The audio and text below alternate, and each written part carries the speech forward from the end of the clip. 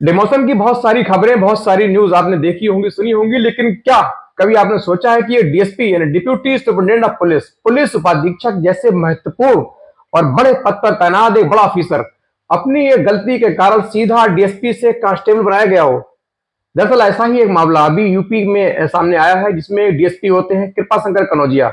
उन्नाव के बीघापुर में एक सीओ के पोस्ट पर तैनात थे, सर्किल ऑफिसर के पद पर कार्यरत थे। उनकी नजदीकियां उनके डिपार्ट की एक महिला सिपाही से बढ़ जाती हैं। दोनों के बीच प्रेम संबंध कायम हो जाते हैं। दोनों धीरे धीरे गाढ़े प्रेम में पड़ जाते हैं और सीधे छुट्टी लेकर के कानपुर के होटल पहुंच जाते हैं। होटल में ही उनकी पत्नी द्वारा खोजबीन करने के बाद सर्विलांस की मदद से पुलिस की टीमें उनको उसी महिला सिपाही के साथ होटल में रंगे हाथ तो गिरफ्तार कर लेती हैं। उसके बाद दोनों की जो जांच है शासन को भेजी जाती है और शासन की संतुष्टि के बाद अभी 24 घंटे पहले डीएसपी साहब को सीधे कांस्टेबल के पद पर तैनात कर दिया गया। नमस्कार, मैं शकील कादरी। दरअसल ये हैरत अंगेज सनसनीखेज वारदात है, यूपी के उन्नाव की है और ये घटना है 6 जुलाई 2021 की। 6 जुलाई 2021 को उन्नाव में एक सीओ होते हैं कृपा शंकर कनौजिया, डीएसपी के पद पर तैनात थे। और आपको बता दूं कि इन्होंने जो शुरुआत की थी पुलिस में, इनकी शुरुआत एक बतौर सिपाही हुई थी। बतौर सिपाही पुलिस में ये रिक्रूट हुए थे। उसके बाद इन्होंने एग्जाम दिया, एसआई बने। उसके बाद धीरे धीरे प्रमोट होकर डीएसपी जैसे बड़े पद तक पहुंचे। उसके बाद जो ऑफिस में कार्यरत थे, वहीं उनके ऑफिस में काम करने वाली उनकी एक महिला सिपाही होती है, बेहद खूबसूरत, लंबी और खूबसूरत, देखने में सुंदर एक महिला सिपाही। उनकी ओर ये बड़े आकर्षित होते हैं। महिला सिपाही भी इनकी हरकतों से अनजान न थी, इनको भी अच्छी तरीके से जानती थी कि सीओ साहब उसकी तरफ आकर्षित है।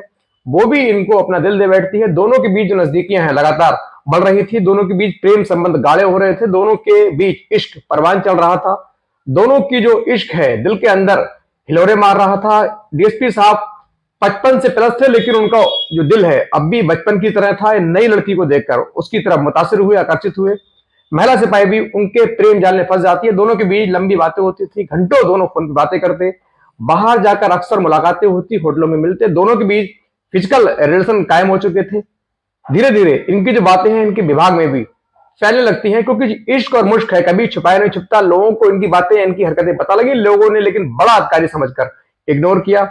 धीरे धीरे इनकी जो मुलाकातें हैं और बढ़ जाती हैं। इसी क्रम में एक दिन सीओ साहब अचानक 6 दिन की छुट्टी लेते हैं। कप्तान साहब से 6 दिन की छुट्टी लेने के बाद ये दोनों फोन, जो सरकारी नंबर सीओजी नंबर होता है, इनका एक पर्सनल नंबर होता है, दोनों नंबरों को ये बंद कर स्विच ऑफ कर देते हैं। सीधे महिला सिपाही के साथ कानपुर के होटल में अपनी मौज मस्ती करने, रंगरेलियां मनाने के लिए निकल पड़ते हैं। वहां जाकर होटल में रूम बुक करते हैं।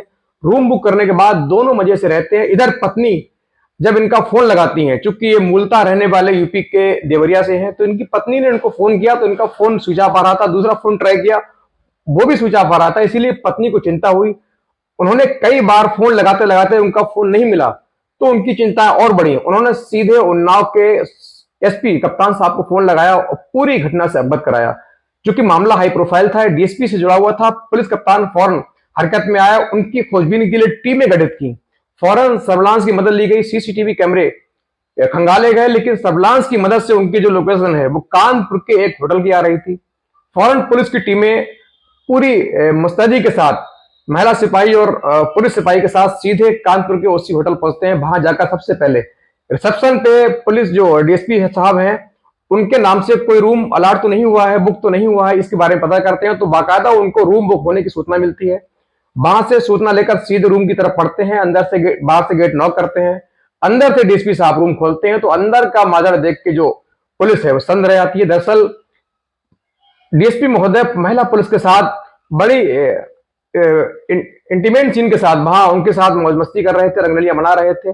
फौरन पुलिस की टीमों ने कहा आपको चलना होगा, कप्तान साहब का ये आदेश है।